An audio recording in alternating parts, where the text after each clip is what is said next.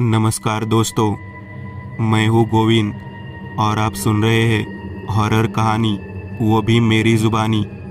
दोस्तों, आज फिर से एक नई कहानी आपके सामने हाजिर है।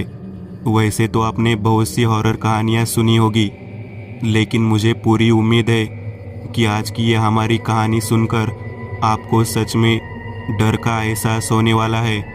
बस मेरी आपसे इतनी गुजारिश है कि आप अगर इस कहानी को पूरा सुनेंगे तो सच में बहुत ज़्यादा मज़ा आने वाला है।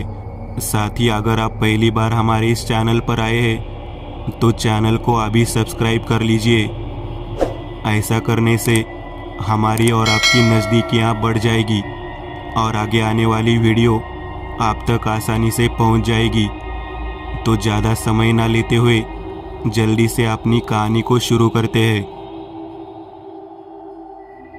आकाश आज बहुत खुश था। आखिरकार उसे अपने बजट में रहने के लिए एक कमरा मिल गया, मात्र 2500 किराया, और वो भी आज के समय में पुणे में। एक्सक्यूज़ मी, लेकिन ये पुणे नहीं है बल्कि पुणे के पास है। वह नासिक से पुणे आया था। घर में केवल माँ और पिताजी थे। आकाश को हिंजेवाड़ी में एक IT कंपनी में नौकरी मिल गई। वह रहने के लिए घर ढूंढ रहा था, और वो भी बजट में, क्योंकि शुरुआत में वेतन कम था। एजेंट ने आकाश से कहा, आइए सर, मैं आपका ही इंतज़ार कर रहा था। तो आकाश एजेंट के पीछे बैठ गया और वो दोनों एक चाल जैसी बिल्डिंग में आ गए। वो इलाका शहर से थोड़ा बाहर था। चारों ओर बड़ी बड़ी इमारतें थी और उसके बीच में यह पुरानी इमारत। ज़्यादातर कमरे बंद थे और जिन घरों में लोग रह रहे थे उनमें ज़्यादातर बूढ़े लोग थे। दूसरी मंजिल पर केवल एक ही घर था जहां कुछ कॉलेज के बच्चे रह रहे थे। वे दोनों सीढ़ियां चढ़कर बिल्डिंग की तीसरी यानी आखिरी मंजिल पर पहुंचे और उस मंजिल के सबसे दूर कोने में एक कमरे के सामने पहुंचे। एजेंट ने चाबी से ताला खोला और लाइट चालू की। 10 बाय 10 का कमरा पुरानी चाली घरों की याद दिलाता था।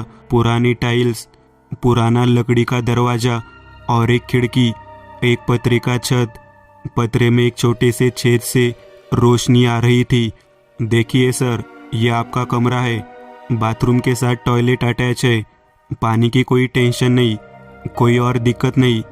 किराया सिर्फ 2500, 0 डिपॉजिट। एजेंट ने कहा। आकाश को इतने कम किराए पर कमरा नहीं मिलने वाला था, इसलिए वह खुश हो गया। ठीक है, ये ले लो, 5000, 2 महीने का किराया। मुझे कमरा पसंद है। मैं आज शाम को अपना सामान लेकर शिफ्ट हो रहा हूँ। लेकिन ये लकड़ी की अलमारी किसकी है? आकाश ने उस कमरे के कोने में रखी लकड़ी की अलमारी की ओर देखते हुए कहा, कुछ नहीं साहब, ये पिछले किराएदार का है। वह किराया दिए बिना गायब हो गया, लेकिन ये अलमारियाँ यही रख दी।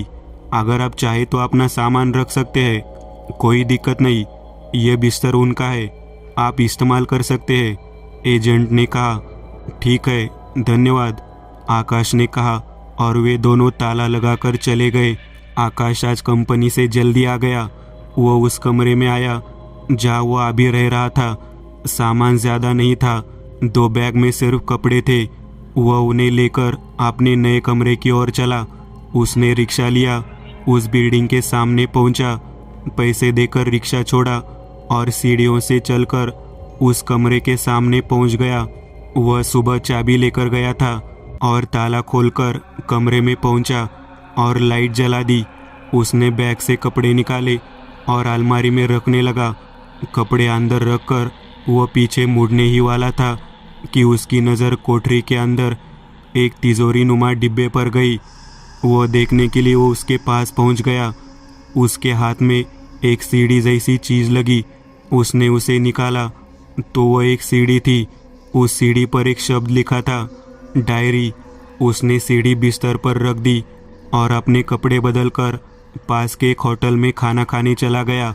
रात के 9:30 बजे थे जब वो खाना खाकर आया और थोड़ी देर अपनी माँ से फ़ोन पर बात करने के बाद सोने की तैयारी करने लगा।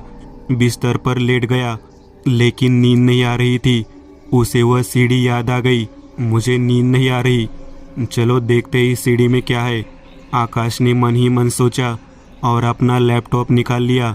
सीडी को लैपटॉप में डाला और ऑन किया। उसमें एक फोल्डर था, करीब 4 वीडियो थे। उनमें से एक ऑन हुआ। उसमें एक लड़की थी जो ऐसी लग रही थी जैसे उसकी नई नई शादी हुई हो। वो वीडियो कैमरे से अपना वीडियो बना रही थी, जैसे हम दिन भर की घटनाओं की डायरी लिखते हैं। मैं बहुत खुश हूँ। कल हम इस घर में शिफ्ट हुए। रजत मुझसे बहुत प्यार करते हैं। हम घर से भाग गए, लेकिन वे जल्द ही हमें माफ़ कर देंगे। रजत के बारे में क्या कहूँ। कल ही उसकी नई नौकरी लगी है। वह कह रहा है कि मेहनत करके 2 साल में नया फ्लैट खरीद लूँगा। यह सब कहकर उसने कैमरा बंद कर दिया। लेकिन आकाश ने एक बात नोटिस की कि वीडियो बंद होते ही एक महिला उसके पीछे से गुजरी। उस वीडियो में उसे उसकी हल्की सी झलक ही दिखी। काम वाली होगी, उसने अनुमान लगाया। फिर उसने दूसरा वीडियो चालू किया। वो वीडियो उसने पहले वीडियो के 2-3 हफ्ते बाद शूट किया होगा। इस वीडियो में वो थोड़ी परेशान नज़र आ रही थी। मैंने सोचा था कि इस घर में केवल मैं और रजत ही रहते हैं, लेकिन अब मुझे लगता है कि यहाँ कोई और भी है, ज़्यादातर महिला है। जब भी रजत घर में नहीं होता तो वैसी ही उपस्थिति महसूस होती है।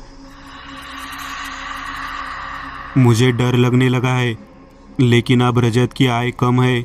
हम दूसरा घर नहीं खरीद सकते, इसलिए मैंने अभी तक उससे कुछ नहीं कहा। इतना कहकर उसने कैमरा बंद कर दिया। आकाश उस वीडियो को देखकर थोड़ा चौंक गया, क्योंकि वो उसी कमरे में था और अकेला था। लेकिन उसने ज़्यादा सोचने से परहेज किया और लैपटॉप बंद कर दिया और सो गया। वह गहरी नींद में सो रहा था। रात के करीब 4:30 बज रहे थे। कमरे में पूरा अंधेरा था और केवल खिड़की से स्ट्रीट लाइट की हल्की रोशनी आ रही थी। उसे प्यास लगी तो उसने धीरे से अपनी आंखें खोली और उसे अपने शरीर पर झुनझुनी महसूस हुई, क्योंकि उसके सामने खुले बालों वाली एक आधेड़ उम्र की महिला कमरे में चक्कर लगा रही थी। उसका चेहरा दिखाई नहीं दे रहा था। वह कमरे के एक कोने से दूसरे कोने तक जा रही थी और फिर पीछे मुड़कर धीरे धीरे दूसरे कोने तक चल रही थी। उसे देखकर उसने जोर से चीखना चाहा, लेकिन आवाज़ नहीं निकली। वही शरीर आकड़ गया, जैसे किसी ने उसे जंजीर से बांध दिया हो। उसने डर के मारे अपनी आंखें बंद कर ली और अगले आधे घंटे तक वह आंखें बंद करके चुप रहा। 5 बजे उसे बाहर कुछ आवाज़ सुनाई दी और उसने धीरे से अपनी आंखें खोली और अब वह कमरे में अकेला था। वह महिला कहीं नहीं थी, लेकिन वह डर के कारण सुबह 7 बजे तक नहीं उठा। वह डर के साए में उसी बिस्तर पर लेटा हुआ था। वह सुबह उठा और दरवाज़ा खोला। उसने अपना लैपटॉप चालू किया, क्योंकि उसने कल रात जो देखा वह सच था या वहम, समझने के लिए उसे अन्य 2 वीडियो देखने की ज़रूरत थी। उसने तीसरा वीडियो शुरू किया, जिसमें लड़की बिल्कुल अलग दिख रही थी। वह काफ़ी परेशान दिख रही थी। आज वो मेरे सामने आई, बहुत भयानक लग रही थी। उसका चेहरा, क्या चेहरा है, क्या वर्णन करे। रजत काम पर चला गया। मुझे नहीं पता कि वो कहाँ से आती है। वो मेरे सामने आकर बैठ जाती है और मुझे देखती रहती है। बीच बीच में हंसने लगती है और रोने लगती है, कुछ भी नहीं बोलती। मैंने कल रजत को सब कुछ बताया, लेकिन वह हंसने लगा और मेरी बात पर विश्वास नहीं किया। और मैंने जिद की तो वह मुझे एक मनोचिकित्सक के पास ले गया। उन्होंने मुझे गालियाँ दी, लेकिन रात को वो वापस आ गई और इस बार उसने मुझसे कहा, चल, मैं बहुत अकेली हूँ, लेकिन अब तू आ गई है, अब मैं तुझे यहाँ से ले जाऊँगी। तो मेरे कानों में फुसफुसाई और चली गई। आज मैं रजत से कहने जा रही हूँ कि मैं यहाँ नहीं रहूँगी। जैसे ही लड़की रोने लगी, उसने कैमरा बंद कर दिया। मेरा मतलब है कि मैंने जो देखा वह सच था। वह महिला क्या सच में इस घर में आत्मा है? एक तरफ तो उसे डर लग रहा था, लेकिन दूसरी तरफ वह ये भी सोच रहा था कि अब उसके पास जाने के लिए कोई जगह नहीं है, न कोई दोस्त और न ही कोई रिश्तेदार। झिझकते हुए उसने सिगरेट जलाई और अनजाने में उसने आखिरी वीडियो चला दिया। वीडियो शुरू हुआ। लड़की कैमरे के सामने अजीब अवतार में बैठी थी, खुले बाल, पीला चेहरा। यह शायद मेरा आखिरी वीडियो है। आखिरकार मुझे पता चल गया कि वह कहाँ से आ रही है। वो आती तो अकेली है, पर साथ में किसी को ले जाती है। कल रात वो आई और मुझे जोर से हिलाकर जगाया। मेरे साथ आ, मैं अकेली नहीं जाऊंगी, आज मैं किसी को अपने साथ ले जाऊंगी। मैं चिल्लाते हुए उठी। रजत भी उठ गया और उसने उसे देखा। वह चौंक गया। उसने मेरा हाथ पकड़ रखा था। रजत उसे गालियां दे रहा था। मेरी पत्नी को छोड़ दे कहते हुए उसने उसे धक्का दिया, लेकिन वह नहीं हिली। और फिर उसने मेरा हाथ छोड़ दिया और रजत को खींच लिया। मैंने उसे ले जाते हुए देखा। कुछ नहीं कर सकी, बस कराहती रही। अब मैं खुद को ख़त्म कर रही हूँ। लेकिन अगर कोई इस वीडियो को देख रहा है तो प्लीज़ इस क्षण यह जगह छोड़ दे, क्योंकि यह कमरा मौत का दरवाज़ा है। उसने अपनी कलाई से तेज चाकू घुमाया और कुर्सी से नीचे गिर गई। कैमरे की रिकॉर्डिंग जारी रही और कुछ ही पलों में वह अजीब महिला कैमरे के सामने आ गई और जोर जोर से मुस्कुराने लगी। उसके चेहरे पर सिर्फ 2 आंखें थी, कोई नाक, मुंह, कान और कोई अन्य अंग नहीं था। उसका चेहरा सिर्फ 2 आंखों वाला मांस का एक गोला था और खुले बाल, सफ़ेद साड़ी। आकाश ने वीडियो बंद किया और जल्दी से लकड़ी की अलमारी खोली और बैग निकाला और कपड़े भरने लगा। तभी उसे अपने कंधे पर एक ठंडा स्पर्श महसूस हुआ।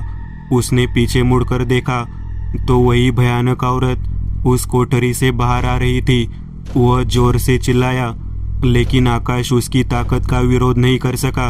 वह उसे खींचकर उस लड़की की अलमारी में ले गई। बस उसकी एक तेज चीख निकली। दरअसल वह अलमारी ही अंधेरी दुनिया का प्रवेश द्वार थी। आकाश ने आंखें खोली। उसका सिर भारी हो रहा था। चारों ओर पूरा अंधेरा था और उसे कुछ भी दिखाई नहीं दे रहा था। वह उठ बैठा। उसकी आंखें अब अंधेरे के आदी हो चुकी थी। उसने चारों ओर देखा और अनुमान लगाया कि क्या वहाँ कोई है, लेकिन किसी की कोई संभावना नहीं थी। वह थोड़ा होश में आया और याद करने की कोशिश की। तभी उसे याद आया कि वह डरावनी औरत उसे खींचकर अलमारी में ले गई थी और फिर सब कुछ धुंधला हो गया। वह उठ खड़ा हुआ और चलने लगा। उसे प्रकाश की एक किरण की कल्पना हुई। एक लंबे दरवाजे की दरार से हल्की सी रोशनी दिखाई दे रही थी। अब वह तेजी से उस दरवाजे के पास आने लगा और उसे लगने लगा कि कोई उसका पीछा कर रहा है, लेकिन वह बिना पीछे देखे उस दरवाजे की ओर भागा और अचानक ऐसा लगा जैसे कोई उसकी बगल से तेजी से भागकर चला गया हो। एक आधेड़ उम्र का आदमी तेजी से उसके आगे दौड़ रहा था। आकाश दरवाजे तक पहुंचा, लेकिन वहाँ कोई नहीं था। आकाश को पसीना आने लगा, लेकिन किसी तरह उसने दरवाज़ा खोला और बाहर का नज़ारा देखकर हैरान रह गया, क्योंकि उसे एहसास हुआ कि वह उस चाली के बिल्डिंग से ही निकला है। वह उस बिल्डिंग के सामने खड़ा था। मैं बाहर कैसे? लेकिन वह बिल्डिंग बहुत डरावनी लग रही थी। उसे अंदर जो रोशनी दिख रही थी वह स्ट्रीट लाइट की थी। इमारत बिल्कुल वीरान लग रही थी। आसपास की बड़ी बड़ी इमारतें अब दिखाई नहीं दे रही थी। इमारत के चारों ओर खुला बंजर जंगल था और सबसे बड़ी बात यह थी कि रात थी। वह उस बिल्डिंग को देख रहा था। क्या हो रहा है? मैं कहाँ हूँ? और ये इमारत ऐसे कैसे बन गई? और बगल की बड़ी इमारतें कहाँ चली गई? उसने चारों ओर देखा और इमारत के गेट के बाहर एक सड़क जाती दिखाई दी। वह सड़क पर चलने लगा। वह चल रहा था। अचानक उसे जोर जोर से रोने की आवाज़ें सुनाई दी। वह आवाज़ की दिशा में देखने लगा। उसने सड़क के पास 4-5 बूढ़ी औरतें देखी। वह एक पंक्ति में बैठकर दोनों हाथ अपनी छाती पर रखकर जोर जोर से रो रही थी, विलाप कर रही थी। यह नज़ारा देख आकाश के पसीने छूट गए। दोनों के कपड़े एक जैसे थे, सफ़ेद। आकाश धीरे धीरे उनके पास चलने लगा और वे सब उसकी ओर विकृत निगाहों से देखने लगे। अब उनका रोना बंद हो गया। अब वे स्तब्ध होकर उसकी ओर देख रहे थे। आकाश उनकी ओर देखने से कतरा रहा था और वो आगे देखकर चलने लगा। और अब वो औरतें अचानक ज़ोर ज़ोर से और पागलों की तरह हंसने लगी। उनकी हंसी आकाश के शरीर में कांटा चुभा रही थी। वह अब भागा। दौड़ते हुए वह इतनी दूर आ गया कि अब उसकी सांस फूलने लगी। वह रुका, अपना पेट झुकाया और सांस ली। सांस सामान्य होने के बाद उसे होश आया। उसने चारों ओर देखा तो इलाका उसका परिचित था। अरे ये तो परिहार चौक है। चौराहा सुनसान था, वहाँ कोई नहीं था। रिक्शा स्टैंड पर एक रिक्शा खड़ा था। आकाश उस रिक्शे के पास आया। रिक्शे में कोई नहीं था। आकाश आगे बढ़ने लगा। कहाँ जाना है सर? अचानक किसी ने उसे पीछे से आवाज़ दी। आकाश चौंका, पीछे मुड़कर देखा तो उस रिक्शे में खाकी शर्ट पैंट और जेब पर बैज लगाए एक आदमी था। आप तो यहाँ कोई नहीं था, तुम अचानक कैसे आ गए? आकाश ने पूछा। अरे मैं यही था, मैंने तुम्हें देखा। मुझे बताओ कहाँ जाना है? उसने पूछा। कहीं नहीं, लेकिन मुझे तुमसे कुछ पूछना है। आकाश उससे कुछ पूछने ही वाला था कि उसे लगा कि दूर से कोई आ रहा है। उसने ध्यान से देखा तो 6-7 अजीब सी दिखने वाली औरतें, आदमी वहाँ से भाग रहे थे। उनके सारे कपड़े गंदे थे, कपड़े खून से सने हुए थे और वो बीच बीच में हंस भी रही थी और रो भी रही थी। उन सब की निगाहें आकाश पर टिकी थी। सर जल्दी से बैठ जाओ, नहीं तो आपकी खैर नहीं, रिक्शे वाले ने कहा। आकाश जल्दी से बैठ गया और रिक्शा चल पड़ा। रिक्शा तेजी से चल रहा था और वो लोग पीछे छूट रहे थे। आकाश का दिल जोरों से धड़क रहा था। वह रिक्शे से पीछे मुड़कर देख रहा था। वे सब भूत है, तुम्हारा पीछा कर रहे हैं। उसी रिक्शे वाले ने कहा। मेरी राह पर मेरे इकलौते?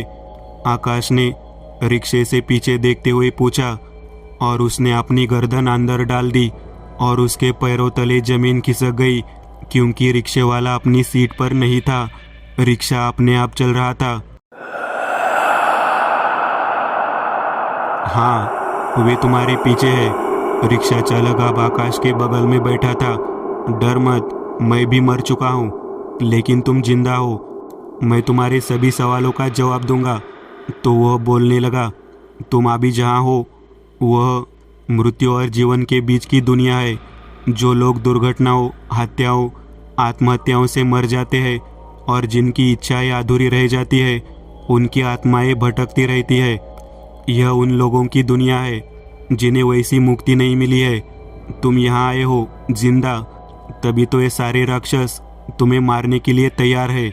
अगर तुम यहाँ से वापस जाना चाहते हो तो एक ही रास्ता है। यहाँ हमेशा रात होती है। इस दुनिया का दरवाज़ा सिर्फ 1 मिनट के लिए खुलता है और इसे यहाँ 0 मिनट कहा जाता है। 0 मिनट, यही वो समय होता है जब सूरज की पहली किरण धरती पर पड़ती है। उस 0 मिनट पर आप जिस रास्ते से इस दुनिया में आए थे उसी रास्ते से वापस जा सकते हैं। मेरा मतलब है वो लकड़ी की अलमारी। हाँ, लेकिन याद रख, अगर तू उस पल को चूक गया तो तू अगले 24 घंटे के लिए यहीं फंसा रहेगा। तो अब 0 मिनट आने में कितना समय है? अभी भी 2 घंटे का समय है। रिक्शा अचानक रुक गया। क्या हुआ? मेरी हद इतनी थी। तो आप जा उस बिल्डिंग में, लेकिन याद रखना रास्ता इतना आसान नहीं है, भयानक भयावहता होगी। आप तो यहाँ से चला जा और पीछे मुड़कर मत देखना। आकाश नीचे उतरा, बिना पीछे देखे आगे बढ़ने लगा। वह डर से कांपता हुआ उस इमारत की ओर चला गया। दूर से वह इमारत उसे बहुत डरावनी लग रही थी, मानो वह उसे बुला रही हो कि मैं तुम्हें मारना चाहती हूँ। आकाश चल रहा था। उसने थोड़ा आगे जाकर देखा, एक 3-4 साल का लड़का सड़क पर धीरे धीरे चल रहा था। आकाश समझ गया कि यह भी किसी भूत प्रेत का मामला है, लेकिन वह वापस नहीं लौट सका क्योंकि वह 0 मिनट भी चुकना नहीं चाहता था। वह अब उस डरावनी इमारत की ओर चलने लगा। पसीने से लथपथ आकाश सचमुच डरा हुआ था। चारों ओर खुला जंगल, बीच में छोटी सी सड़क, गहरा अंधेरा और सामने वो डरावनी इमारत। थोड़ी दूर आगे जाने पर उसे सड़क के बीचों बीच एक 3-4 साल का लड़का चलता हुआ दिखाई दिया। वो बच्चा सड़क के एक तरफ से दूसरी तरफ जा रहा था और फिर दूसरी तरफ से वापस पहली तरफ आ रहा था। आकाश अब धीरे धीरे लड़के के पास आ रहा था और अचानक लड़का रुक गया और पीछे मुड़ा। उसका चेहरा देखकर आकाश के होश उड़ गए, क्योंकि वो बच्चा नहीं था बल्कि वो एक हट्टा कट्टा बूढ़ा आदमी था। उसका चेहरा तो बूढ़े जैसा था, लेकिन पूरा शरीर एक बच्चे जैसा था। उसने मुड़कर आकाश की ओर देखा और जोर जोर से रोने लगा और अब वो आकाश की ओर भागने लगा। अब आकाश पीछे मुड़ा और डर के मारे भागने लगा। वो अब दौड़ते हुए सड़क के किनारे खुले मैदान में घुस गया। बूढ़ा बहुत पीछे था। दौड़ते हुए आकाश अब खुले मैदान के बीच में पहुंच गया था। वहां से उसे वह जर्जर इमारत दिखाई दे रही थी। उसने पीछे मुड़कर देखा और उसके दांत भींच गए। उसने बूढ़े आदमी को आकाश की ओर भागते देखा। आकाश ने इधर उधर देखा तो उसे सामने एक वीरान घर नजर आया। वह बूढ़े पिशाच से बचने के लिए वीरान घर में घुस गया और एक कोने में छिप गया। वो एक टूटी हुई चट्टान से बूढ़े पर नजर रख रहा था। वही दिल जोर जोर से धड़क रहा था। बूढ़ा अब उस वीरान घर के पास आ गया। उसे आकाश कहीं नजर नहीं आया तो उसे बहुत गुस्सा आया और अजीब सी आवाजें निकालते हुए चिल्लाने लगा। धीरे धीरे बुढ़का बूढ़ा एक सफ़ेद पिशाच में बदलने लगा। पूरी तरह से सफ़ेद, लाल आंखें, उसके शरीर, हाथ और पैरों पर कोई बाल नहीं। यह इतना डरावना लग रहा था कि उसे देखकर ही किसी को मौत हो जाए। वह पिशाच अब एक अजीब सी आवाज़ निकालता हुआ वहां से चला गया। जैसे उसकी चीखों के जान में जान आई, कुछ और सिसकियां भी शामिल हुई कानों में। आकाश ने कमरे के चारों ओर देखा। आवाज और डर के मारे घर के अंदर से आ रही थी, क्योंकि अब उस कमरे में वही आवाज पर ध्यान दिया। औरतें यह सोचकर दीवार पर बैठी रो रही थी। वह भारी कदमों से होश आने लगा और वो लेकिन अचानक आवाज बंद हो गई। वह लेकिन घर से बाहर आया, अंदर उस आखिरी कमरे के पास पहुंचा। मुख्य सड़क की ओर भागने लगा। सुनसान कमरे को देखा हुआ और उसमें घुस गया और लेकिन वहाँ कोई नहीं थी। वह फिर उसके चलने की गति बहुत धीमी हो गई थी। कमरे की लाइटें धीरे धीरे जलने बुझने लगी। कदम बढ़ा रहा था। अचानक उसकी नजर सामने गई। सामने से एक शव यात्रा कमरे के प्रवेश द्वार के लोग वाली कोने में कंधों पर उठाकर ले जा रही महिला, लेकिन लोगों के चेहरे ठीक से नजर नहीं आ रहे थे। गंदे कपड़े जनाजा वह रो रही थी की ओर बढ़ने लगा और वह स्थानीय लोगों के चेहरों को देखकर हतप्रभ था, क्योंकि चारों आदमी एक जैसे दिखते थे और जो आदमी आरती पर मृत पड़ा था वह बिल्कुल उन्हीं जैसा दिखता था। उन चारों में से एक रो रहा था, एक हंस रहा था और तीसरा शांत था और चौथा कुछ बड़बड़ा रहा था। वे चारों उस तिरड़ी को लेकर अब सड़क किनारे खुले मैदान की ओर गए और कुछ ही पलों में गायब हो गए। डर के मारे आकाश के शरीर में कांटा चुभ गया, लेकिन अब वह उस बिल्डिंग के सामने पहुंच गया। बिल्डिंग के पास कोई नजर नहीं आ रहा था। एकदम सन्नाटा था। उस वक्त उसे ऐसा लगा कि उसके पीछे कोई खड़ा है। किसी ने उसके कंधे पर हाथ रखा। वह चौंक कर पीछे मुड़ा। तुम वही हो, उस सीढ़ी वाली लड़की? आकाश ने कहा। हाँ, मैं वह माधवी हूँ। तूने वो सीढ़ी देखी थी, फिर भी वहाँ से चला क्यों नहीं गया? उसने कहा। बहुत देर हो चुकी थी। मैं उस सीढ़ी को देखने के बाद अपने सामान को थैले में रखकर निकलने ही वाला था, लेकिन उस महिला ने मुझे अंदर खींच लिया।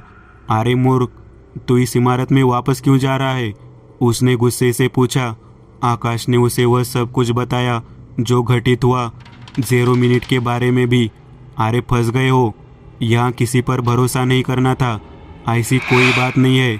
यहाँ से मुक्ति नहीं है, सिर्फ मौत है। तो उसने ऊपर की ओर इशारा किया। आकाश ने ऊपर देखा और वही कलेजा उसके चेहरे के सामने आया। बिल्डिंग की दूसरी मंजिल से एक आदमी का शव लटक रहा था। उसकी आंखें बाहर निकली हुई थी, उसकी जीभ लंबी और गर्दन तक लटकी हुई थी। वह देखो मेरे पति, वो भी यहाँ से निकलने की कोशिश में मर गए। इतने में पीछे से आवाज आई, उसकी बात मत सुन, वह झूठ बोल रही है। मुक्ति का रास्ता उस अलमारी से होकर जाता है। उसने पीछे मुड़कर देखा तो वही आदमी जो ऊपर लटका हुआ था पीछे से बात कर रहा था। आकाश चौंक गया।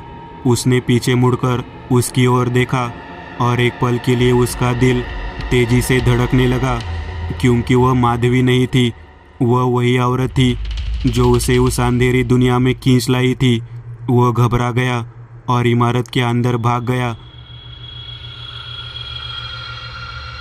वह सीढ़ियों से भागने लगा, लेकिन तभी लकड़ियों की सीढ़ियों में एक ने रास्ता छोड़ दिया और आकाश का पैर उसमें फंस गया और किसी ने नीचे से उसके पैर को 2 हाथों से पकड़ लिया और कोई उसका पैर खींचने लगा। आकाश जोर लगाकर अपने पैर को छुड़ाने की कोशिश करने लगा। उसने अपना पैर जोर से ऊपर खींच लिया और छुड़ा लिया और वो ऊपर की ओर भागने लगा। वह पहली मंजिल पर आया और उसने देखा कि पहली मंजिल कुछ देर पहले कोई नहीं था, वहाँ अब बहुत सारे लोग थे। ये वही लोग थे जिन्हें उसने तब आते जाते देखा था जब वो उस चाली में रहता था। अब उसने अपना मोर्चा दूसरी मंजिल की ओर मोड़ दिया। वह दूसरी मंजिल की ओर भागा, जहाँ फिर से वही लोग हैरान होकर उसे घूर रहे थे, लेकिन वह बिना ध्यान दिए तीसरी मंजिल की ओर भागा। वह तीसरी मंजिल पर पहुंच गया। अगला दृश्य चौंकाने वाला था। उस वीरान घर में दिखी महिलाएं छत से उल्टी लटकी हुई थी, कर्रा रही थी, हमें भी ले चल, वे चिल्ला रहे थे। लेकिन आकाश ने अपना मन बना लिया और वह उस मनहूस कमरे में आ गया। कमरे में प्रवेश करने से पहले उसकी नज़र इमारत के बाहर घूम गई और उसे वास्तव में नर्क शब्द का अनुभव हुआ। इमारत के नीचे कई भूत खड़े होकर रो रहे थे। इमारत की दीवारों पर कई भूत ऊपर चढ़ रहे थे और 0 मिनट की मुक्ति के क्षण का इंतजार कर रहे थे। पूरी इमारत भूतों से ढकी हुई थी। उस इमारत से जहाँ तक नजर जा रही थी केवल पिशाचे ही पिशाचे दिख रहे थे। भयानक और अजीब आवाज़ों में चिल्ला रहे थे। 0 मिनट्स का इंतजार। रात का काला अंधेरा अब धीरे धीरे नीला दिखाई दिया। आकाश अब कमरे में दाखिल हुआ। बहुत दुर्गंध आ रही थी। अचानक लाइट जली और उसकी नज़र कमरे की छत पर पड़ी।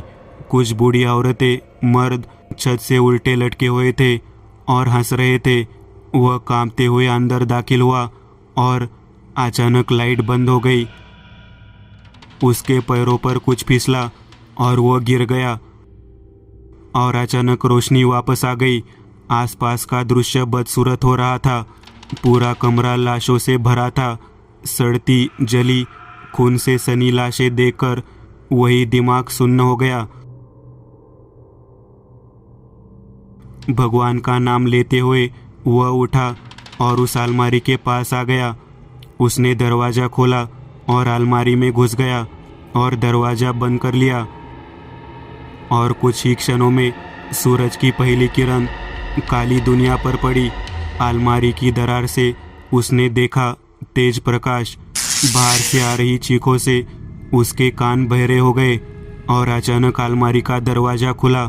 सामने की रोशनी से आकाश की आंखें चमक उठी। वह गिर पड़ा। अरे भाई उठो, ये क्या सोने की जगह है? सहन नहीं होती तो आदमी को उतनी पीनी ही नहीं चाहिए। एक आदमी ने आकाश को आवाज़ देकर कहा। आकाश आंखें मलते हुए उठा। उसे होश आया। उसके दोनों बैग उसके सिर के पास थे। एक तरफ देखने पर वह उस भयानक इमारत के सामने था, लेकिन इमारत पूरी तरह से खंडर हो चुकी थी, जर्जर वीरान पड़ी थी। वह उठ खड़ा हुआ और एक तरफ देखने लगा। वह मनहूस लकड़ी की अलमारी उसे कुछ फीट की दूरी पर थी। अरे ये जगह खाली है, यार रात को कोई लोग नहीं आते। क्या तू सारी रात यही सोया? तूने पी रखी थी क्या? उस आदमी ने फिर ताना मारा। भाई धन्यवाद, क्षमा करे, मैं यहाँ वापस नहीं आऊँगा। आकाश जानता था कि वह अब क्या करना चाहता है। वह शांति से अगले चौराहे पर पेट्रोल पंप पर आया और उसने एक बोतल में पेट्रोल लिया और वापस बिल्डिंग के सामने आ गया। एक तरफ देखते हुए उसने लकड़ी की शेल पर पेट्रोल छिड़का और जेब से लाइटर निकालकर आग लगा दी। बिना पीछे देखे वह उस बिल्डिंग के गेट से बाहर आ गया। अलमारियां लाल धुआं छोड़ती हुई जल चुकी थी। वह बाहर चौराहे पर एक टपरी के पास आया और चाय का ऑर्डर दिया। चाय लेते समय उसकी नज़र सामने फ्लेक्स पर गई। दूसरा पुण्य स्मरण, दुखद अग्निकांड में अपनी जान गंवाने वाले 40 के लोगों को भावपूर्ण श्रद्धांजलि। नीचे कई तस्वीरें थी। वे सभी लोग वही थे जिन्हें उसने उस चाली में देखा था। नीचे थोड़ी बड़ी तस्वीर थी। यह उस एजेंट की थी जिसने उसे वह कमरा दिया था।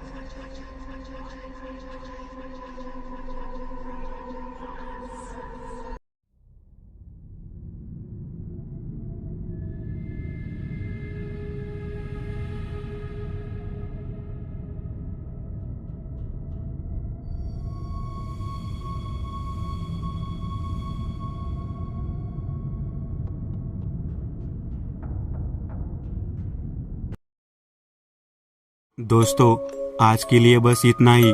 अगर आपको यह कहानी अच्छी लगी हो तो लाइक कीजिएगा। आप में से कई लोग बिना लाइक किए भाग जाते हैं। अगर आपने वीडियो को लाइक किया तो मुझे अच्छा लगेगा और ऐसी ही डरावनी कहानियाँ बनाने के लिए मुझे एनर्जी मिलेगी। तो लाइक ज़रूर करिएगा और अभी तक आपने चैनल को सब्सक्राइब नहीं किया तो तुरंत सब्सक्राइब करिएगा और बगल वाली घंटी को दबाना ना भूलिएगा।